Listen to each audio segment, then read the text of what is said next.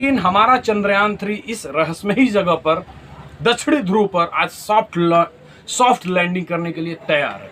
आप बताइए कि भारत अगर सॉफ्ट लैंडिंग कर देती है तो आपको कितनी खुशी मिलेगी। अगर आपको आदाब, मैं सईद सरवर यूट्यूब चैनल के अपना विचार पर आपका स्वागत करता हूं। चंद्रयान 3 इतिहास बनाने से महज कुछ ही समय दूर। चंद्रयान मून मिशन भारत का एक महत्वपूर्ण भारतीय अंतरिक्ष मिशन। चांद के बारे में हो रही सभी वैज्ञानिक कार्य मिशन और अंतरिक्ष अनुसंधान क्षेत्र में चंद्रयान 3 के सबसे महत्वपूर्ण। चंद्रयान 3 भारत का एक महत्वाकांक्षी चंद्र मिशन है। चंद्रयान 3 चांद की सतह पर सॉफ्ट लैंडिंग करने का दूसरा प्रयास है। यह चंद्र mission ISRO Indian research organisation space organisation द्वारा 14 जुलाई 2023 को 2:35 आंध्र प्रदेश के श्री हरिधवन हरिकोटा के स्पेस सेंटर से सफलतापूर्वक लॉन्च किया गया। करीब 2 सप्ताह के बाद 5 अगस्त चंद्रयान 3 चंद्रमा की कक्षा में प्रवेश किया था। चंद्रयान 3 के मिशन का उद्देश्य चंद्रमा की सतह पर सुरक्षित लैंडिंग करना, चंद्रमा पर रोवर के चलने का प्रदर्शन करना, इन सिटू यानी चांद की सतह पर वैज्ञानिक प्रयोगों का संचालन करना है।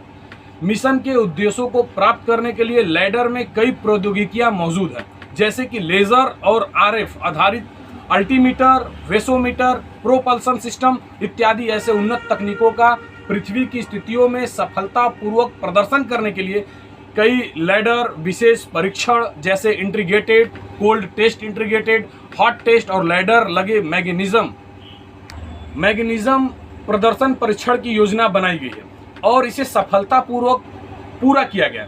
चंद्रयान 3 के माध्यम से भारत का लक्ष्य अपनी तकनीकी कौशल, वैज्ञानिक क्षमताओं और अंतरिक्ष अन्वेषण के प्रति प्रतिबद्धता को प्रदर्शित करना है। यदि चंद्रयान 3 आज सफल हो जाता है तो अंतर्राष्ट्रीय अंतरिक्ष समुदाय में भारत की स्थिति को और मजबूत करेगा। यह मिशन युवा पीढ़ियों के लिए विज्ञान, प्रौद्योगिकी, गणित, इंजीनियरिंग, STEM में करियर बनाने के लिए प्रेरित करेगा। चंद्रयान 3 कैसे काम करेगा? चंद्रयान 3 एक मल्टी पार्ट मिशन है जिसमें एक ऑर्बिटर, एक लैंडर और एक रोवर शामिल है। ऑर्बिटर चंद्रमा की परिक्रमा करेगा और चंद्रमा की सतह पर उसके वातावरण का अध्ययन करेगा। विक्रम लैंडर चंद्रमा की सतह पर उतरेगा और प्रज्ञान रोवर चंद्रमा की सतह पर वैज्ञानिक प्रयोग करेगा, परीक्षण करेगा। इसमें जो लैंडर लगा है विक्रम, यह 1752 kg का भारी भरकम वस्तु है और इसकी लंबाई जो है 4.5 मीटर है, जबकि चांद की सतह पर रोवर प्रज्ञान 26 kg का है और 6.5 मीटर लंबा है। चंद्रयान 3 23 अगस्त 2023 को लगभग आज कुछ ही देर में चांद पर उतरने के लिए तैयार है। आइए जानते हैं चंद्रयान 3 के बारे में 10 बातें। क्या चंद्रमा गोल नहीं है? पूर्णिमा के दिन चांद बिल्कुल गोल नजर आता है, लेकिन असल में ये एक उपग्रह के रूप में है। चंद्रमा किसी गेंद की तरह गोल नहीं है। ऐसे में जब आप चंद्रमा की तरफ देखते हैं तो आपको कुछ हिस्सा ही नजर आता है। चंद्रमा बिल्कुल अंडाकार है। इसके साथ ही चांद का भार भी उसके केंद्र में नहीं होता है। यह अपने ज्यामितीय केंद्र से 1.2 मील दूर होता है। दूसरी बात, क्यों कभी पूरा नहीं दिखता चंद्रमा? अगर आप कभी भी चांद को देखते हैं तो आपका उसका अधिकतम 59% हिस्सा ही देख पाते हैं। उसका अधिकतम हिस्सा 59% ही देख पाते हैं और चांद का 41% हिस्सा धरती से नजर ही नहीं आता है। अगर आप अंतरिक्ष में जाएं और 41% क्षेत्र में खड़े हो जाएं तो आपको अंतरिक्ष से पृथ्वी दिखाई ही नहीं देगा। तीसरी बात, ज्वालामुखी विस्फोट का ब्लू मून से कनेक्शन क्या है? माना जाता है कि चांद से जुड़ा ब्लू मून मिशन शब्द 1883 में उजागर हुआ। इंडोनेशियाई द्वीप में हुए ज्वालामुखी विस्फोट की वजह से इस्तेमाल में आया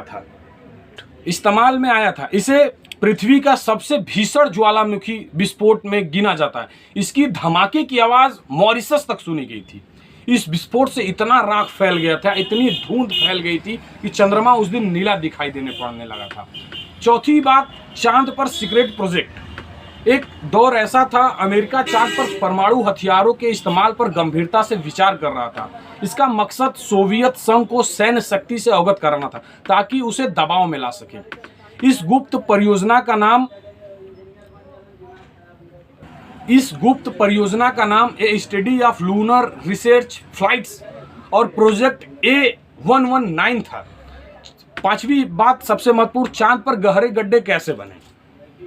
चांद पर मौजूद इंपैक्ट क्रेटर यानी गहरे गड्ढे अब से 4 अरब साल पहले से बने थे। छठवीं बात, क्या पृथ्वी की रफ्तार धीमी कर रहा है चंद्रमा? ये सबसे महत्वपूर्ण बात है। जब चंद्रमा पृथ्वी के करीब होता है तो इसे पेरिग्री कहते हैं। इस दौरान ज्वार भाटा का स्तर सामान्य से काफी हद तक बढ़ जाता है। इस दौरान चंद्रमा पृथ्वी की घूर्णन शक्ति भी कम करता है, जिसकी वजह से पृथ्वी हर एक शताब्दी में 1.5 मिलीसेकेंड धीमी होती जा रही है। ये सोचने और गौर करने की बात है। सातवीं सबसे बड़ी बात, चंद्रमा की रोशनी, मून लाइटनिंग। पूर्णिमा की चांद की तुलना में सूरज 14 गुना अधिक चमकीला होता है, चमकता उस दिन। पूर्णवासी के एक चांद से आप अगर सूरज की तुलना करें रोशनी के मामले में तो आपको 3,98,110 चंद्रमाओं की जरूरत पड़ेगी उतनी लाइटिंग करने के लिए। जब चंद्र ग्रहण लगता है और चंद्रमा की जब छाया पृथ्वी पर आती है तो उस समय सतह पर तापमान लगभग 500 डिग्री फ़ारेनहाइट तक कम हो जाता है, उसका स्तर गिर जाता है। इस प्रक्रिया में 90 मिनट से भी कम समय लगता है। आठवीं सबसे बड़ी बात, लियोनार्डो दा विंची ने पता किया था कि चांद का बाकी हिस्सा बहुत कम दिखाई देता है, इसे हम न के बराबर कर सकते। इसका न दिखाई देना मौसम के ऊपर निर्भर करता है। लियोनार्डो दा विंची पहले शख्स थे जिन्होंने पता लगाया था कि चंद्रमा सिकुड़ या फैल नहीं रहा है, बल्कि कुछ हिस्सा हमारी निगाहों से ओझल हो रहा है। नौवीं सबसे बड़ी, चांद के क्रेटर का नाम कौन तय करता है? इसका अपोलो क्रेटर और मेयर मॉस्को का समुद्र के पास क्रेटर के नाम अमेरिकी और रूसी अंतरिक्ष यात्रियों के नाम पर रखे गए हैं। अब 10वीं सबसे बड़ी बात, जो चांद का रहस्यमयी दक्षिणी ध्रुव है, जो आज हमारा चंद्रयान 3 सॉफ्ट लैंडिंग करने के लिए तैयार है। चांद की दक्षिणी ध्रुवीय क्षेत्र जहां चंद्रयान 3 पहुंचने की कोशिश कर रहा है, उसे बेहद रहस्यमयी माना जाता है। नासा के मुताबिक इस क्षेत्र में ऐसे कई गहरे गड्ढे हैं, बहुत सारे बड़े बड़े पहाड़ हैं, जिसकी हमारा चंद्रयान 3 इस रहस्यमयी जगह पर दक्षिणी ध्रुव पर आज सॉफ्ट लैंडिंग करने के लिए तैयार है। आप बताइए कि भारत अगर सॉफ्ट लैंडिंग कर देती है तो आपको कितनी खुशी मिलेगी। अगर आपको इस वीडियो से कुछ सीख मिली या हमारी बातें अच्छी लगी तो हमारे चैनल को लाइक करें, सब्सक्राइब करें और हाँ, शेयर करना ना